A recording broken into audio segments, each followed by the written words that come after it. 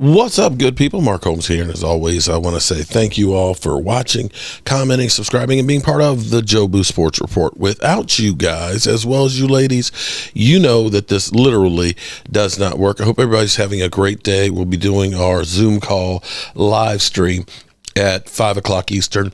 Hope you guys tune in. We're definitely starting this for the off season because it is actually the off season. So, you know, we got to fill in the time once the Super Bowl is over, and we'll probably switch to Sundays doing these. And if you are a channel member, you can get the link on our community tab. And as we go through and dissect the body, because the Dallas Cowboys season is dead, we start going back and trying to figure out what were the things that caused us not to be able to make it there. And there's a multitude of reasons there. You know, the thing is, let's understand, winning the Super Bowl is hard. There's 32 teams out there that start the season and have aspiration and dreams of being there. But what you look at is the two teams that are there, they're well coached. They've got great playmakers. They've had a bit of luck. You know, they've had calls that have gone their way. The ball has bounced the right way. And that's the thing about winning in football.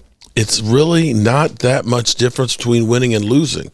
Sometimes it's just one play or two plays. And so that's where you realize we're not far away from being there if we can do some things right. And this is where we have to turn over every stone to try and figure out what it is.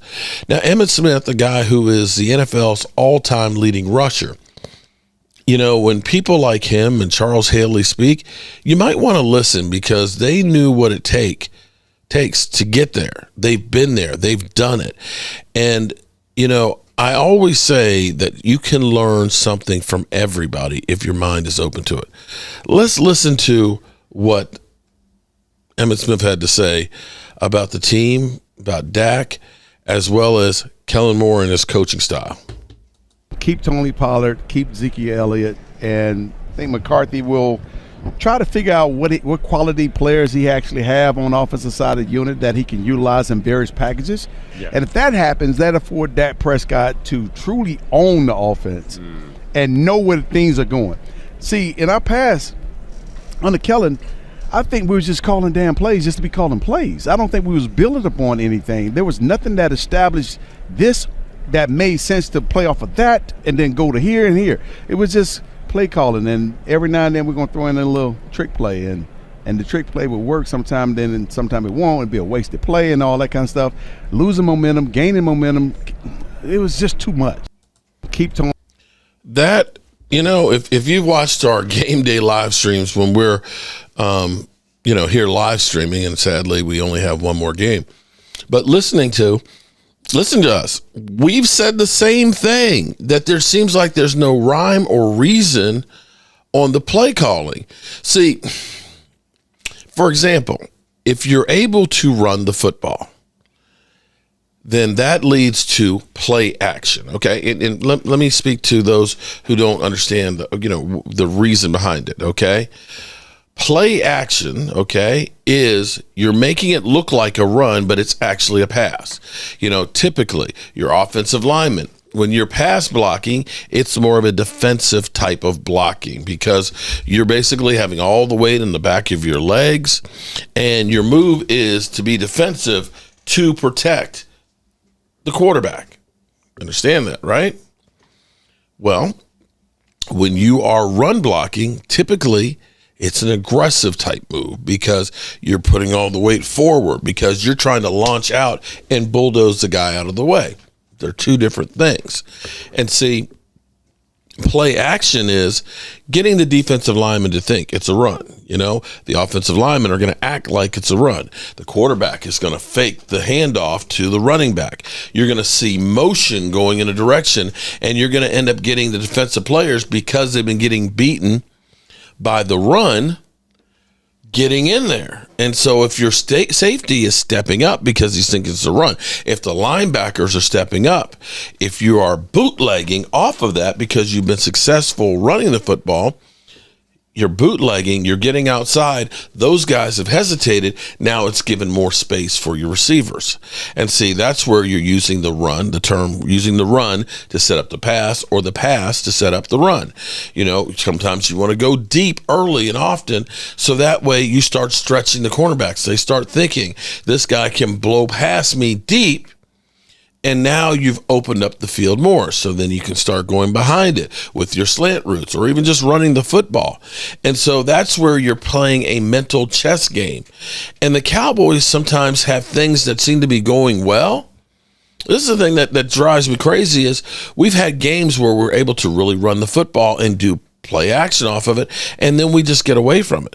Or we'll do 12 personnel. 12 personnel, 2 tight end sets, and using multiple formations and things, and are successful running the football and passing off of it, and then we just stop doing it. It's not that Kellen Moore doesn't come up with some great play designs, but you have to be able to mix it up to try and have an end product, and it sometimes just doesn't seem to be that there's any rhyme or reason. And that's where we look at it and say, what are we doing sometimes?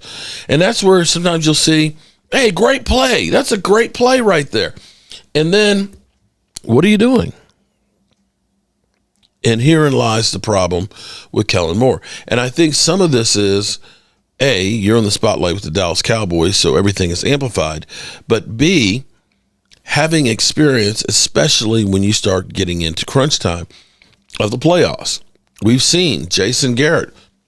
Team seems to be a great team during the regular season, but get to that, play-in game, that 8-8 season where if you win this one, you're in the playoffs, or getting into the playoffs where things are tougher sledding, that these things then matter, where every inch matters. And this is where design-wise, where you have guys that are quick, that can make moves and make plays, and we're not using that because we're doing comeback routes or stop routes and things.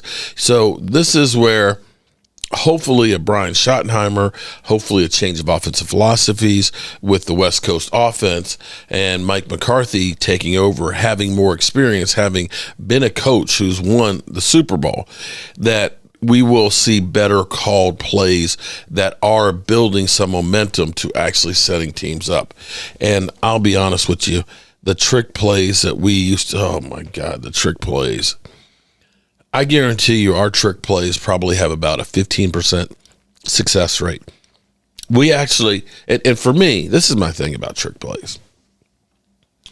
You do trick plays when you don't feel like you can beat the other team straight up. And we've literally had games where we're just going along really good. We're getting chunk yards, in the running game, 5 or 6 yards and stuff, and we go through, it's like 2nd and 4, and we go through and we try and do a double reverse and we lose 8 yards or something like that. Or we get a penalty. Instead of it being, 2nd and 6, now it's 2nd and 16. And those things drove me crazy. So when Emmitt Smith or Charles Haley talks, I like to listen to those guys because they know football. All right, good people, I will see you in less than an hour for our live stream. I appreciate you. Hope you're having a great Saturday as we get ready for the Super Bowl. Peace.